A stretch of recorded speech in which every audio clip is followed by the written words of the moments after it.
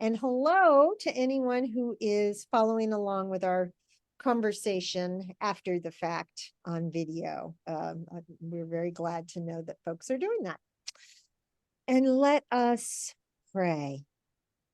Holy One, you planted us by living water, that we might be rooted in righteousness. You call us to be holy as you are holy. Assured of your love, help us cast aside all fear, so that we may love our neighbors as ourselves. Amen. Amen. And we lift up today, especially Jackie and Chuck, as they set off on their big drive back to Bethesda from Oklahoma. And we ask for blessings and protection on that trip. All right, friends. Whoops, sorry, that's last week's conversation. Apologize for that. And here we go. So am I right that we finished chapter 13 last week? That's right. I've got my mark. Woo! All right. Did anyone have anything left over from last week? Here comes Kim. That they wanted to say, or are we ready to move into 14? We'll let Kim get on. Hey, Kim. I hope you can hear us. All right. I'm assuming you can, because okay. All right. Then. Yes, good morning. Sorry. Thank you. I didn't hit got it. So then I was like disabled. I had to hit got it that I knew that it was recording, I guess. So I sorry about that. That's no apologies needed. How are you today? I'm well. Hope everybody's well. Yeah. We just said a prayer because Chuck and Jackie are on their way back to Bethesda. So they are with us, but they're on the road from Oklahoma. I'm not sure what time they're starting out. Great. Lifting them in prayer because that's a long Prayers for a safe drive. Exactly. All right. Would somebody, so we move into chapter 14, and most of these will be repetitive of stories that we heard when we read Mark together. And I know that, John, you got your parallels today out at the Bay? I do, and Mark has a detailed rendition. Excellent. So I'm glad that the parallels travel with you. That's fabulous. Okay. Would somebody like to read this first bit for us about the death of John the Baptist? Sure. Thanks, Fred. At the time, Herod the Tetrarch heard reports about Jesus, and he said to his attendants, "This is John the Baptist. He has risen from the dead. That is why miraculous powers are at work in him." Now Herod had arrested John and bound him and put him in prison because of Herodias, his brother Philip's wife. For John had been saying, "It is not lawful for you to have her." Herod wanted to kill John, but he was afraid of the people because they considered John a prophet. On Herod's birthday, the daughter of Herodias danced for the guests and pleased Herod so much that he promised with an oath to give her whatever she asked. Prompted by her mother, she said, "Give me here on a platter the head of John the Baptist." The king was distressed, but because of his oaths and his dinner guests, he ordered her request be granted, and had John beheaded in the prison. His head was brought in on a platter and given to the girl, who carried it to her mother. John's disciples came and took his body and buried it. Then they went and told Jesus. Thank you, Fred. I don't think I'd ever really noticed this line before, but it jumped out at me. The king was grieved, yet out of regard for his oaths and for the guests. Yeah. So, out of regard for his guests, he had John the Baptist beheaded and had his head brought in on a platter. I would not want to be a guest at Herod's dinner. My God. But I mean, don't you think it was because he made the promise in front of the guests? And it Yes, didn't look bad. exactly. Oh, yes. Oh, absolutely. Oh, dear. But still, I wouldn't like to have been those guests. No, no. Well, at least not if, dinner wasn't finished.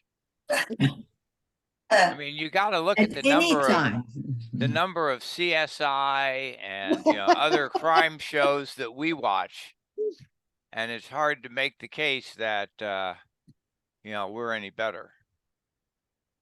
But that's on the TV screen. It's not, you can't smell it Oh, And yes. see it up, yeah. dripping off the platter. There's something visceral about that scene, right? It's one of the more graphic moments. Mhm. So what do we make of this story?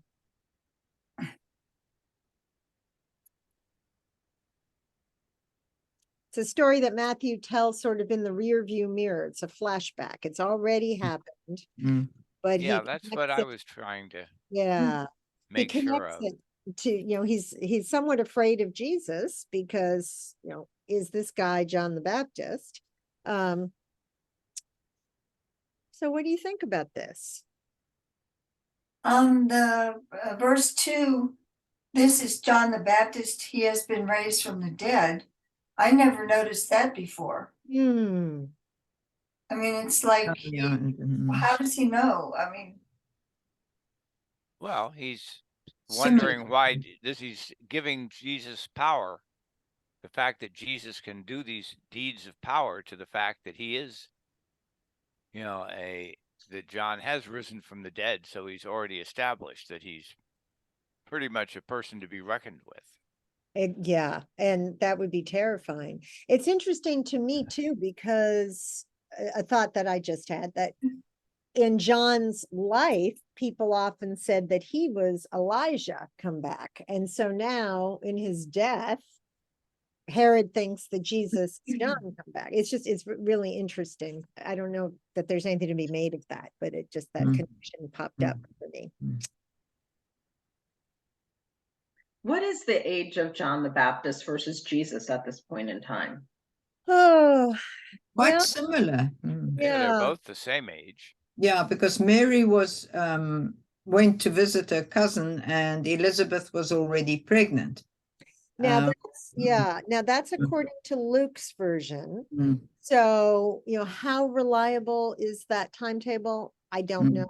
Mm. Would imagine that they are certainly contemporaries. So maybe, either the same age or not a whole lot older than Jesus. Mhm. Mm.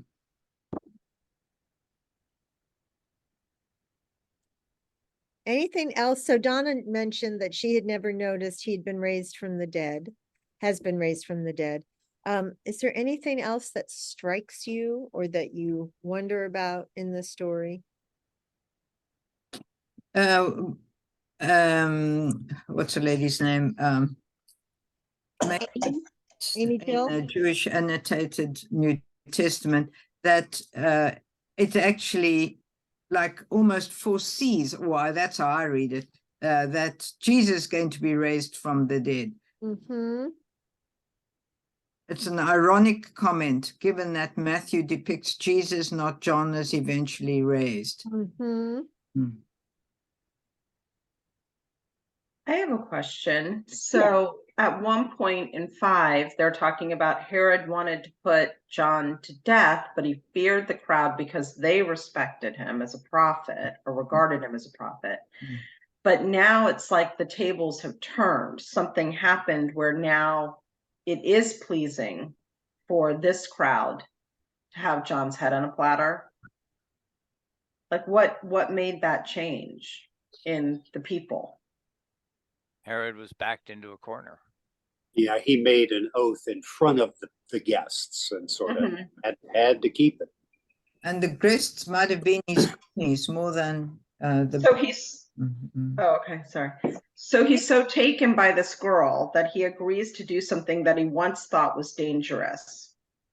And then he has to carry it through because the crowds hear him make this oath. Mm. Correct. Okay. And the girl is his daughter. No, niece. No, niece. Yeah, Niece. well, Okay. yeah, Herodias. Yeah, the daughter of his mistress. Brother's Yeah. brother's wife. Yeah. Um, But And- he's taken up with her, hasn't he? with Herodias. Yeah, not Yeah. Salome, but Herodias. Elin, could you say what you, I'm not sure everyone heard you, what you said before about the different crowds. Could you say that again? I thought that the crowd were more that these guests were more his cronies than the normal crowds that have been that have been following John the Baptist. They I were would- followers of Herod than followers of John the Baptist. Yeah, That's this is where Mark might help, because he calls them his courtiers and officers and the leading men of Galilee. So That's- they're not the Yeah. hoi Hoi polloi. polloi. yeah, Oh. yeah. And it makes sense. You know, we've talked a lot before about the Pax Romana, and the thing that Rome is most concerned about is uprising and chaos and you know, any kind of rabble rousing. So the idea that the only thing I can liken it to in contemporary not lore, history is, you know, think about June of 2020 after George Floyd, when people just went wild around the country. I think Herod, I don't think it would be as widespread, but Herod is concerned that the people, the crowds, are going to, you know, rise up, because if he puts their prophet to death. Mm. So that's, you know, once again, Herod is afraid, and we see this sort of as a theme. Anything else here that strikes you? Want to tease out a little bit more? That was helpful, John, to hear what Mark said. And it's interesting, Matthew doesn't bother with that. He decides to focus on other things.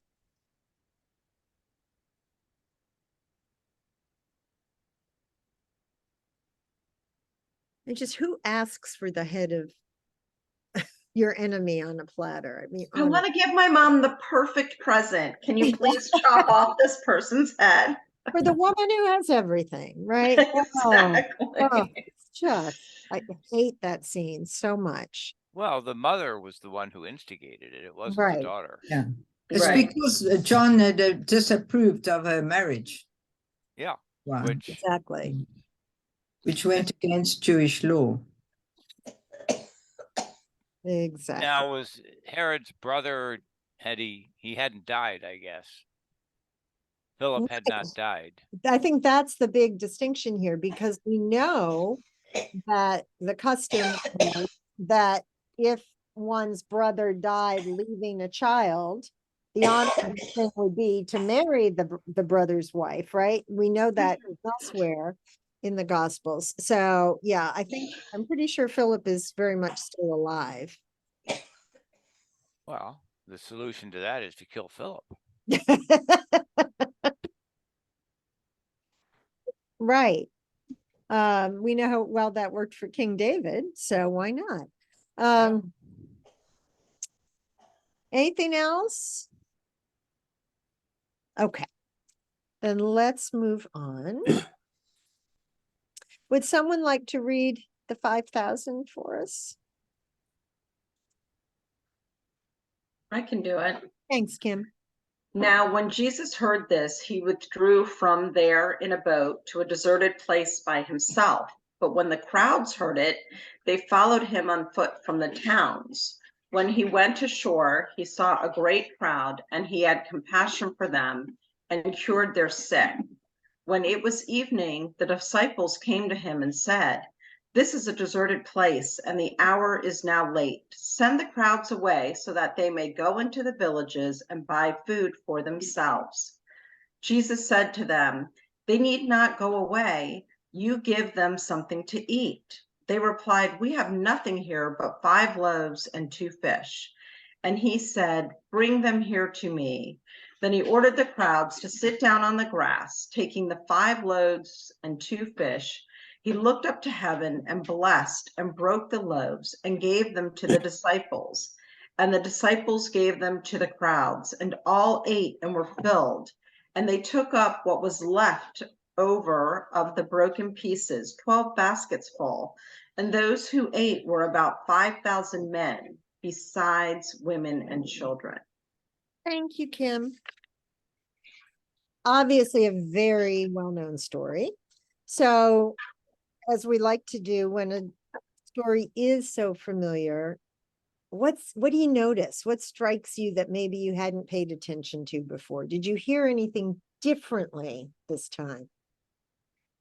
The first thing that strikes me is why he's leaving, which I had not focused on earlier. Mm-hmm.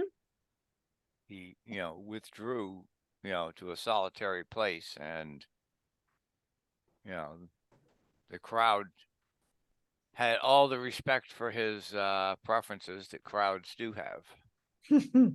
Exactly. Well, why would Jesus leave? He's afraid Herod had another platter. Yeah.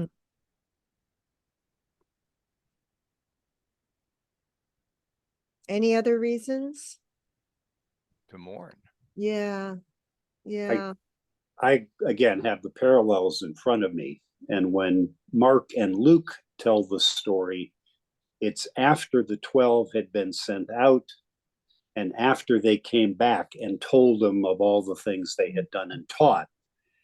And in that telling, it's much more natural for him to say, well, let's go a place and rest and talk a little bit.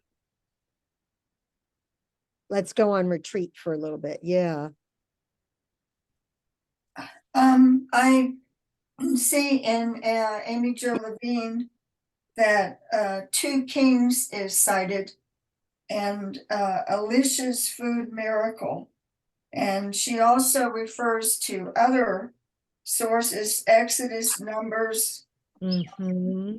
So there's evidently some kind of precedent for this feeding in the Old Testament. Mm-hmm. Well, you think about manna in the wilderness and Elisha's miracle, he makes cakes. I'm trying to remember the details. Fred, do you remember That the one, I details don't know of that one. Is that the miracle of Elijah, where he makes 2 Kings. Mm. he makes there's a famine in the land, and the Yeah. widow comes to Elijah, or The widow of Elijah comes Zarephath. to the widow. Let's see. Let me get my other Bible. I'll be right back. Take a look at that.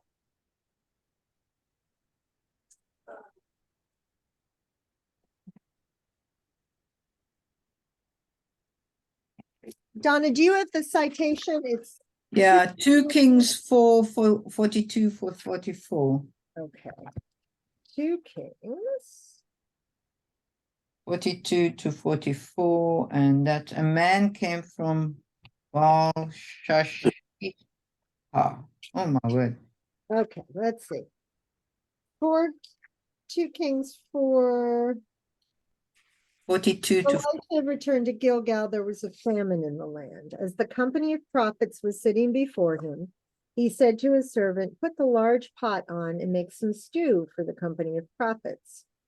One of them went out into the field to gather herbs. He found a wild vine and gathered it from a lapful of wild gourds, and gathered from it a lapful of wild gourds, and came and cut them up into the pot of stew, not knowing what they were. They served some for the men to eat, but while they were eating the stew, they cried out, "O man of God, there is death in the pot." They could not eat it. He said, "Then bring some flour." He threw it into the pot and said, "Serve the people and let them eat." And there was nothing harmful in the pot. A Are man, you reading the same one that I've got? let me finish. A man, I was backing up so you had the whole story. Oh, okay. From Baal Shalishah, bringing food from the first fruits to the man of God, 20 loaves of barley and fresh ears of grain in a sack. Elisha said, "Give it to the people and let them eat."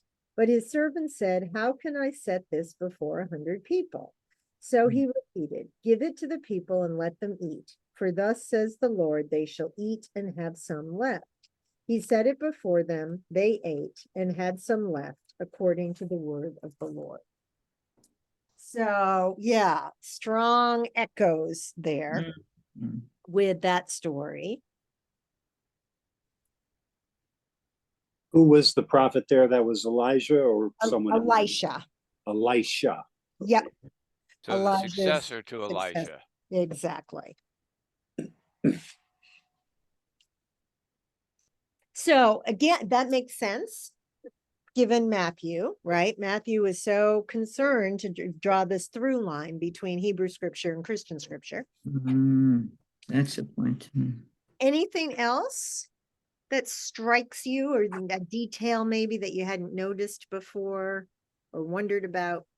I never noticed the detail about besides women and children. So Yeah. they must have been 5,000 in addition to women and children. Do they get Mhm. smaller portions? Children did. Yeah, for sure.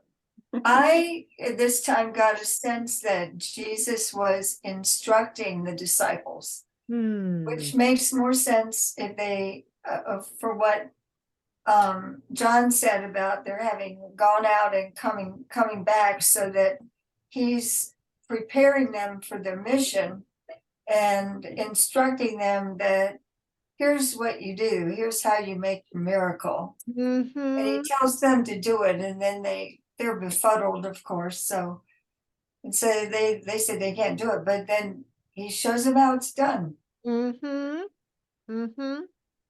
I'm reminded of that adage, give a man a fish and he eats for a day, teach him to fish and he eats for a lifetime.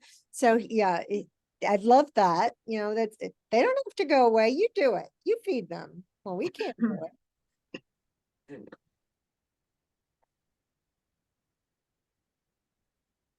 What else strikes you?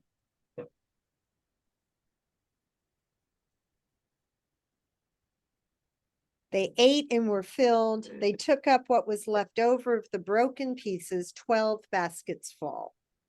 Would that be for the disciples? I just didn't. Maybe What's 12, the significance of the 12 or Yeah. what, 12 disciples. What else are there 12? Tribes of Israel. Yeah. His favorite number. It's your favorite number, Elaine? No, I say it is a favorite number. It's a favorite number. Yeah. It's one of those like 7 and 40 that, is always very, it kind of shimmers because that means something. Always on this story, I like, Patty, you may have seen Crossan's historical discussion of this, where he said that at that time when you went out, you would take with you a little pouch of food because you couldn't always get it. And his take was that, they put it out and everybody shared with everybody. And so there was enough for it to go around. It, you don't have to, mystically multiply the fish and loaves, but you do have this open sharing and eating together that, that view. Which to my mind is as miraculous as the multiplication of the loaves, right? To have people who are, I can never say the word subsistence way of life. You don't know that where your next meal might be coming from. And so for people to, dig into their pouch and share, to me, that's a miracle in and of itself, because it kind of goes against human nature. Especially if you're concerned about scarcity. So in this model of abundance over against the perhaps human tendency to scarcity is just striking. I'm sorry, Donna, please speak. Oh, no, I just was going to say that I understand what you're saying, that it would be a miracle if you could get people to be generous, but it does make Jesus more of a psychologist, like Dr. Phil, and not a miracle worker, because Excellent. it takes it out of the realm of the miracle. It explains it away, right? Yeah. And, Yeah. and you to say that, Donna, I find particularly interesting, because you're always the one, and I love that you do this. You're always the one who's, wait a minute. This, how do we make sense of this miracle? And I think both of those things reside side by side, right? Is that, we're called into this this trust, this belief, this understanding of God's capacity, God and Jesus's capacity to do this. And and at the same time, there is this, now come on, how can this be? And I think that's where most of us hang out a lot of the time. I know I do. I, maybe a little less skeptical, because I think even in subsistence cultures, the idea of sharing is that much more entrenched because everybody knows they may be on the short end someday. Mm-hmm. And I think if Ray were here, he would tell you, that in Africa, Mm-hmm. If you're in need, you you do call upon your friends or your next door neighbors. Mm-hmm. And Jared Diamond, who wrote a book on the difference between the way things are now and then, talks about the Australian outback tribes, Mm-hmm. who, when famine hits one area, they move into somebody else's area with the understanding that they will move out as quickly as possible. But, also the understanding that when it hits the drought hits the next area, somebody's going to move into there. Mm-hmm. Mm-hmm. Mm-hmm. So I'm not sure it's quite as quite as unusual, perhaps, as you think it might be to. Well, then let's go back to this question of, is this a miracle of Jesus, or is this just a bunch of people coming together and having a picnic? What do you think? Has to be a miracle. 12 loaves to feed 5,000 and women and children.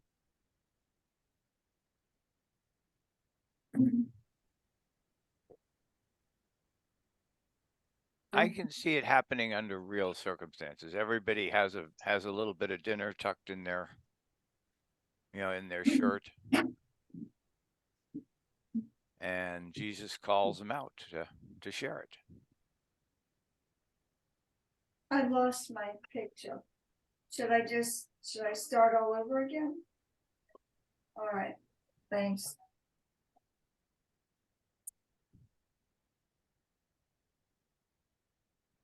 We can see you.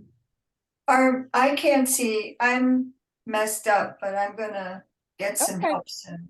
Okay. You're going to log off and log back on? I probably would do that. We'll see you in a second. Okay.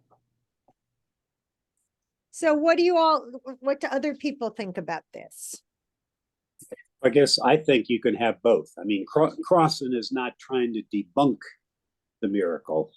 I think it's, as Patty, as you explained, he views it as, the miracle of Jesus coming and spreading his message and word to the people, part and parcel of that. Mm-hmm. Mm-hmm. Yeah, we have such a tendency to think it either has to be one way or the other. I read it as both as well. In this description of nothingness, look at the language that it's all about scarcity, deserted place. We hear deserted place a couple of times. It's late. We have nothing here. And it's just this language just emphasizes the scarcity. I keep coming back to that word, but I think we think in terms of the scarcity abundance continuum, and this, the picture is painted of scarcity. And of course, as Donna mentioned, it's to harken back to that story from 2 Kings, right? And the idea, I'll read the end of that again. Wrong Bible. Where it says, give it to the people and let them eat, for thus says the Lord, they shall eat and have some left. And so, that seems to be the way God works, is that we are satisfied and there's some left over. And then what do we do with that leftover? those. And that's one of the questions that I bring to this text. What happens to those leftovers? Did they pack them up in Tupperware and, take them along with them? Or did they share it with other people? Again, because that detail is there probably for a reason. Yeah. But we In don't. Exodus, you weren't allowed to exactly. keep the overflow because that would have been reflecting an idea that you didn't trust God to provide for you the next day. Exactly. So what do you suppose happened to these 12 baskets? And what's the significance of 12 baskets? They just like 12. Yeah, one for each tribe. Well, and so what would that mean? So I oh, I think that it means that the leftovers, they represent the people that they're going to proselytize in the future. They're the ones who are going to be fed the holy word. Those that weren't there today, but they're on the schedule for the future. I like that they're on the schedule. Anything else about this story? What about the actions, when somebody said, I'm sorry, I don't remember who said it, that Jesus is teaching the disciples how to do this. What are the actions? There are 4 actions he takes. What are they?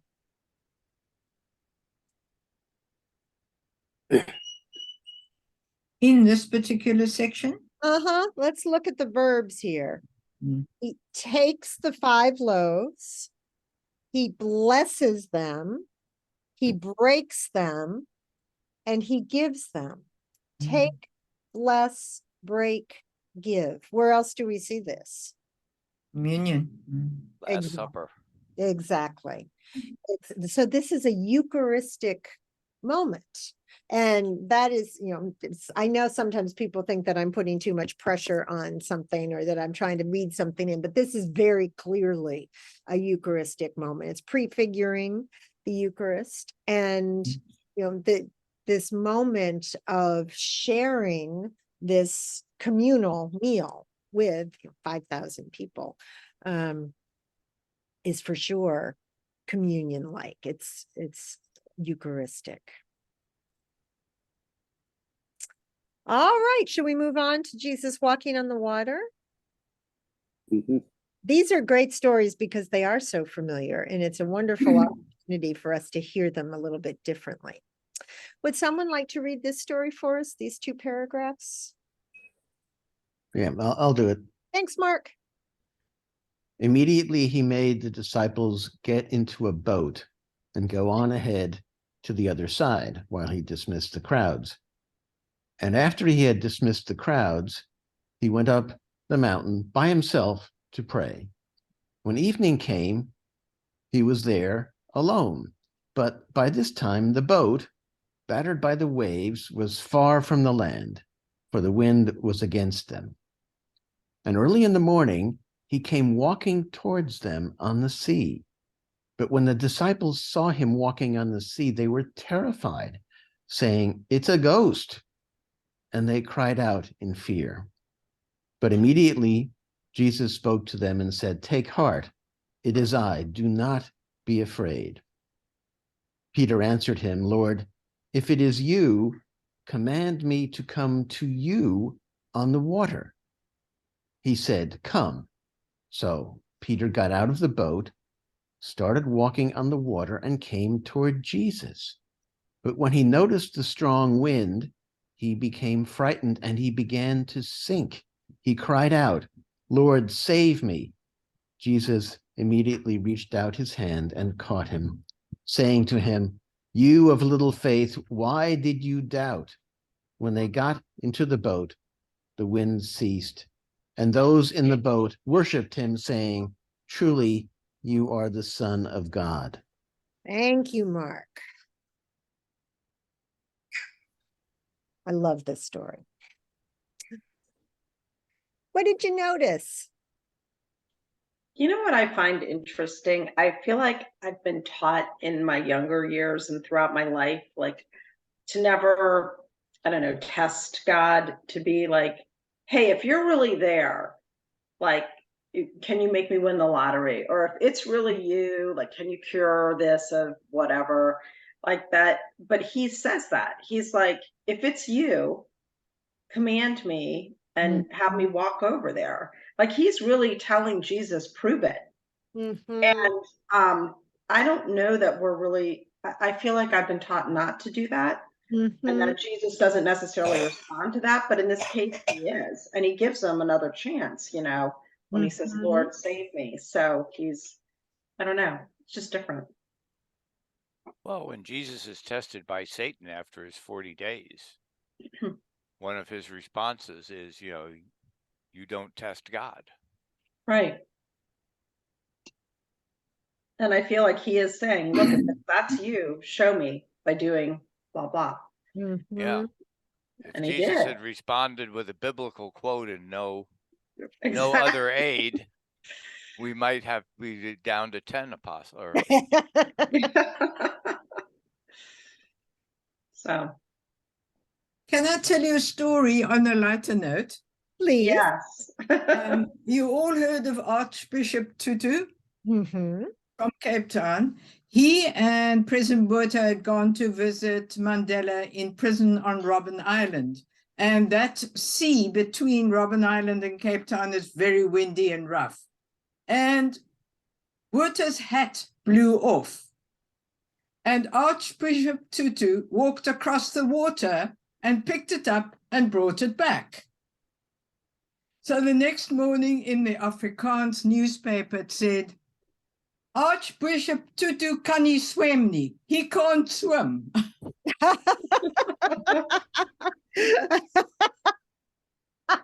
That was the headline. Talk about missing the point. I love it. I thought it was quite clever. I love that story.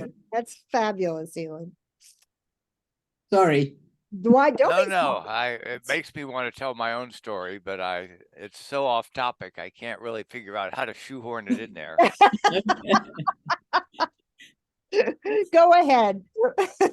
Well, no, there was a female priest back in the days when those were rare, who was assigned to a parish, and it was the bishop's practice to take all the new priests out fishing. So he invites her, and he gets there, and they're out in the boat, and they finally get to the fishing spot, and the woman says, "Oh, I forgot my rod and reel." And she gets up and walks across the water back to the shore and gets it and brings it back. And the bishop looks at her and says, "Isn't that just like a woman to forget her fishing gear?"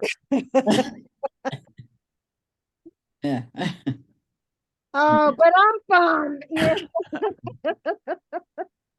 I like that. Anyway, I mean, Jesus is sending these people on ahead. Mhm. How is he going to get over there? I mean, was he planning on just walking across the water when he had time? I wonder why he doesn't fly.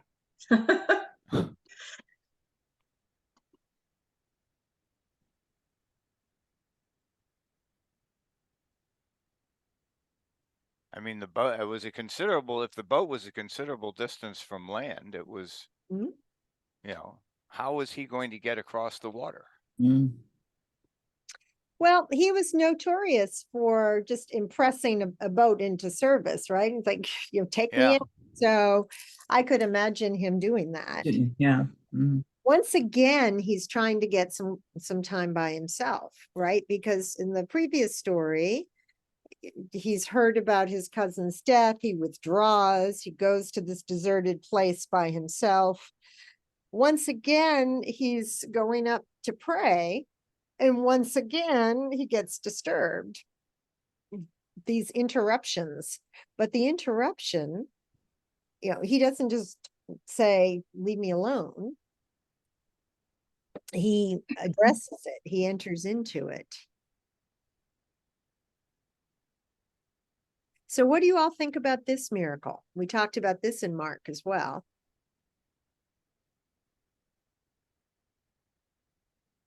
It's harder to explain away. Yeah. Mm-hmm.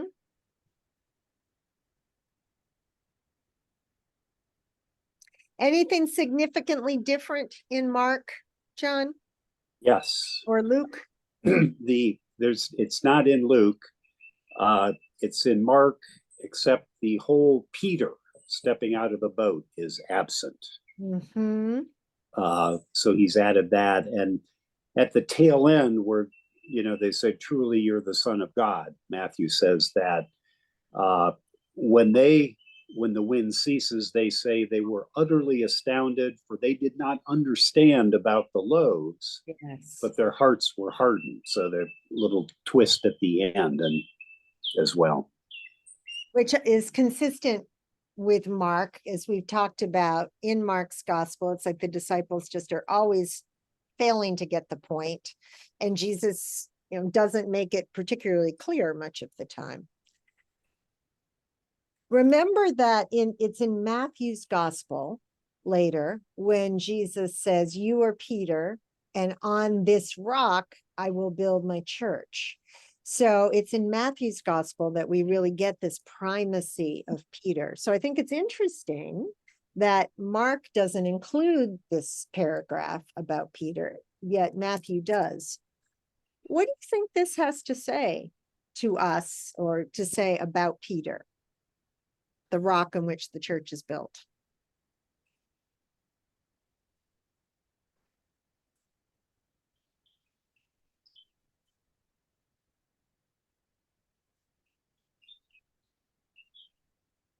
Well, he needed a reinforcement. He needed example. I mean, Mhm. he starts out walking and he seems pretty confident, but then when the wind comes up, he loses his faith and he starts to sink. But he must be pretty close to Jesus, because in spite of his loss of faith, Jesus, he catches him, pulls him up. So I guess Jesus is finally, he's saying, "Well, you're the best I have. I'm gonna help you get more faith, because you're the rock."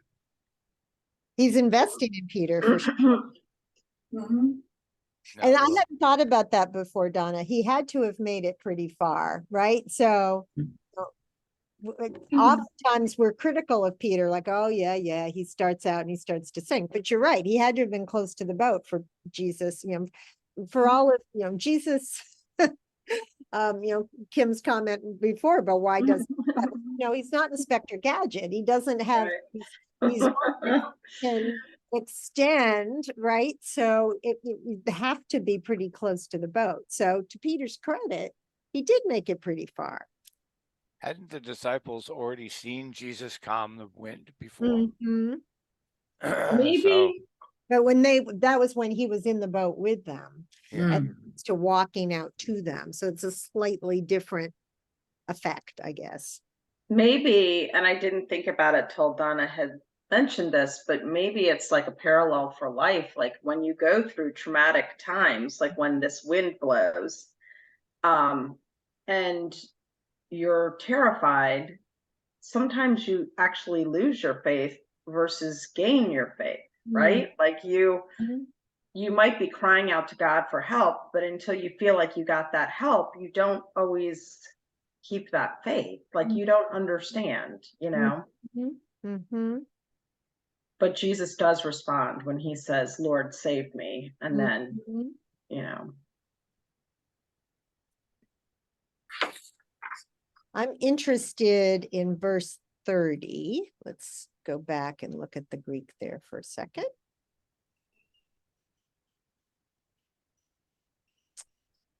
Let's see. But seeing the wind, blepo, I love that.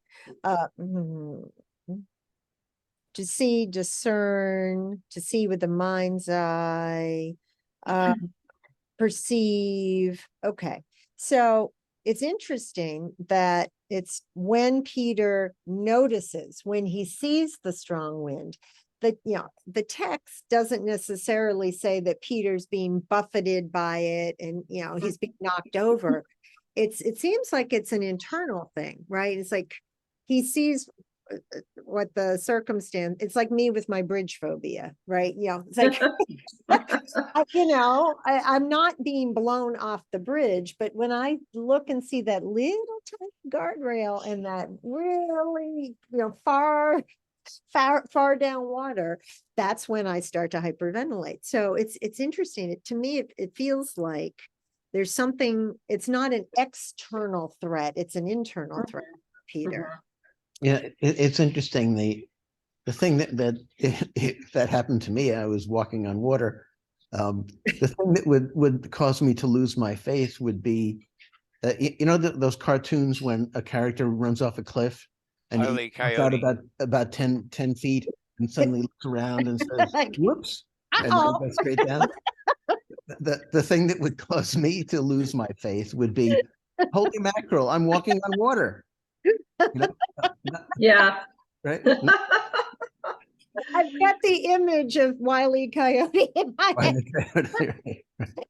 It's spot on. I love that. Yeah. Yeah. So there's something about, what happens in us.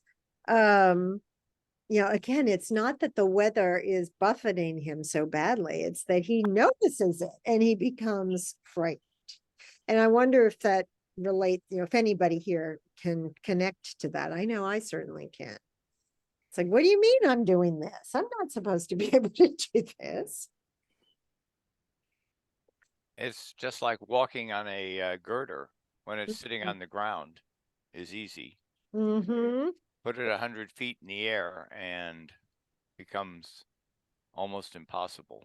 Right. Exactly. Yeah, I mean, It's a very good comparison. What were you gonna say, we've all had a version of this. I mean, the buzzword for it is imposter syndrome, Yes. right? Where suddenly you find yourself in a position where I'm supposed to do this, me? How did that happen? And you panic. You think this is way beyond me. Mhm. And so I do think it's a familiar experience, even though what they're describing is this miraculous thing. It really is something that we've been through, at least most of us, in our own lives. I think that's exactly right. And it's so interesting, that as you say, Mark, that buzz phrase, the imposter syndrome. When you start talking to people, I think most of us share that, right? Most of us have times, if not now, previous times in our lives when we've experienced that. And it's a very vulnerable feeling. Yeah. Like everyone else, I have a friend from college who used to say that she was the admission department mistake. Everyone else belonged there, but somehow she, they Right. made a mistake when they admitted her. And yeah, we can relate to that for sure. Right. Where else do we hear that phrase, truly you are the Son of God, or a variant of it? The Roman soldier at the foot of the cross. Yeah. Yeah. The centurion who gets the last word pretty much in the Passion narrative. And so, what do we make of this? Those in the boat worshiped him, saying, truly you are the Son of God. Who's in the boat? Disciples. Yeah. So again, we talked about this, I think last week, over and over again, we see the disciples and the crowds having their moments of being astonished or amazed by Jesus. And this is yet another one. Those who are closest to him are starting to see him at yet a deeper level, like, oh my gosh. Yeah. You were going to say something, Fred. I'm sorry. Well, Jesus had and he's starting to change, but Jesus had resisted being worshipped or called the Son of God. I mean that was a Rubicon moment Right. Yeah. when he does that, because there's no going back. He's committed a major heresy. The Romans are going to get him for calling himself a king. He avoided that most of the time. So this would almost be the disciples saying, we recognize this even if you're not accepting it yet. Mhm. I just thought maybe the Greek word for worshipped would be helpful. In the New Testament, by kneeling or prostration to do one, to make obeisance, whether in order to express respect or to make supplication. Homage shown to men and beings of superior rank. So yeah, there's this idea, the text doesn't say it, but we might envision it, of them in the boat just sort of, bowing down before him because they realize he is more than the person they've thought that he was. Is this similar to, or maybe I'm getting this wrong, to Jesus's reappearance after the crucifixion and Thomas feeling his side? And when he does that, he says, "My Lord and my God." Yeah. Oh, I think there's a connection there. I think there definitely is a connection. Oh, Mark had to leave early. Bye, Mark. He's already gone. What do y'all think? Do you hear some connection there?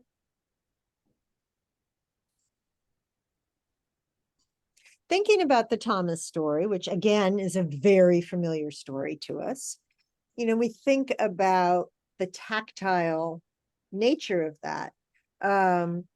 And Thomas seeing, whether he touches or not, Jesus's wounds, seeing them, he has, again, it's an internal shift where he says, "My Lord and my God." And and there is that need that we have to experience firsthand, and that experience might conquer our fear or our doubt. And so for them to worship him and say, "Truly, you are the Son of God," it's because they have seen this happen to one of their own.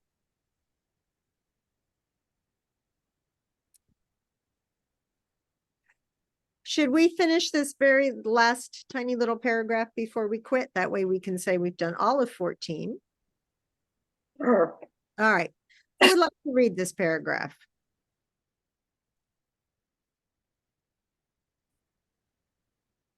Okay, I'll read it. Thanks, Elin. When they crossed over, they came to land at Gennesaret. After the people of that place recognized him, they sent word to that whole surrounding region, and people brought all who were sick to him and begged him that they might touch even the fringe of his cloak, and all who touched it were healed. Thank you.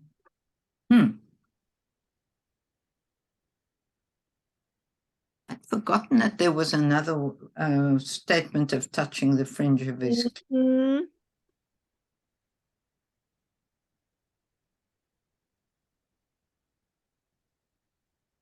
Any thoughts about that?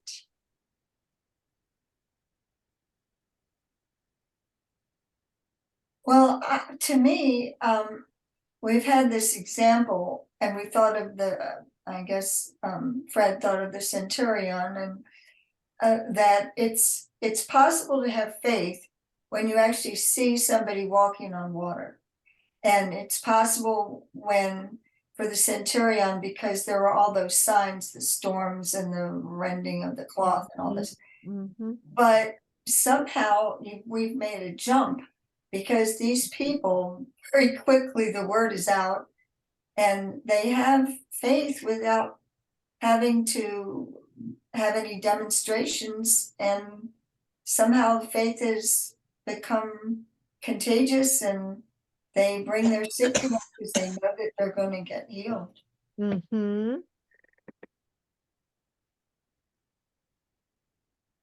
How would you describe these people who are bringing their sick to him?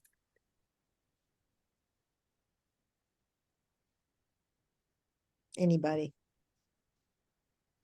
Probably poor. Poor, yeah. They had a deep faith. I mean, I'm thinking of the revivals they have in the South. Yeah. I'm with you, Fred. You know, Yeah, where- I don't know if they have such deep faith. They're just, hey, Ma's sick. Yeah, This is my Mm. chance. Yeah. right. This is And, important. and here's a show. Mm. Mhm. Let's give it a try. They say they recognized him. So maybe they recognized him as the person who did miracles and, Mm. you know, Mm. like this is the healer that's getting such good reports. We're gonna, as John said, we're just gonna give it a try. Mhm. Healers were not uncommon. you know, Right. wandering through the land. The real difference Mhm. from Jesus is he wasn't charging. The question is that recognition, there's recognizing and there's recognizing, there's knowing and there's knowing, there's seeing and there's seeing. Do they recognize him by description because they've heard rumors about this guy? Or do they recognize him the way the demons do, who say, we know who you are? Do they see something in him? And that's what's unclear to me. Because it's not really, there's not enough meat to the story to have that sense. Is there an analog in the other gospels for this, John? It's Mark has the exact same story, and it's people recognized him and he ran and got all their sick people. So it's basically exactly the same. Okay. Yeah, I wonder about that. Do they recognize him by reputation or do they see something in him? And I don't think the Greek is particularly helpful there. Yeah, because I thought, Patty, that the recognize of the demon was more gnosis or something, Mhm. a much different word than that one. Well, this is epignosko, so it's connected. Epignosko. I got to put that emphasis on the right place.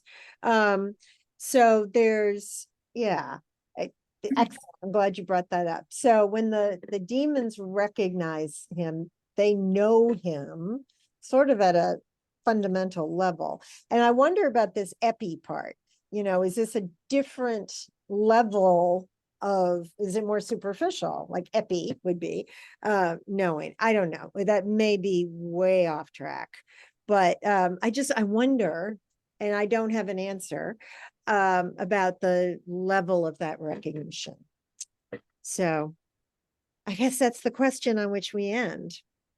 So next week, the 15th, 14th, I am going to be in a continuing ed class all week at the seminary. So I won't be able to do Bible study next Wednesday, but we'll resume the following Wednesday. And I'll remind everybody about that.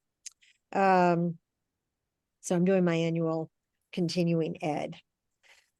Well, thank you for a great conversation, everybody, as always. Thanks, Thank you. Patty. Thanks, Thank Patty. you very much, I Patty. will see some of you on Sunday. Be well. Right. Bye, everybody. Bye.